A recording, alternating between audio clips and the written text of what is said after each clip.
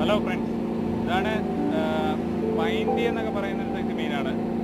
നമ്മുടെ അക്വേറിയം ഷോപ്പിലൊക്കെ കിട്ടുന്ന ഏഞ്ചൽ ഫിഷിൻ്റെ ഒരു മോഡലാണ്.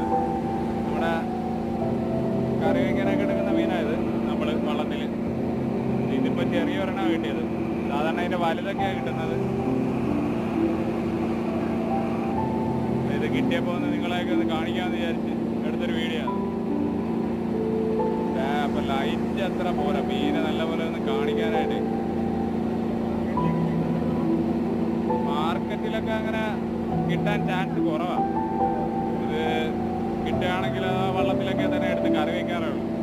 വലിയ ഇനമുള്ള മീനല്ല, കുറഞ്ഞ മീനേ കാണാറുള്ളൂ.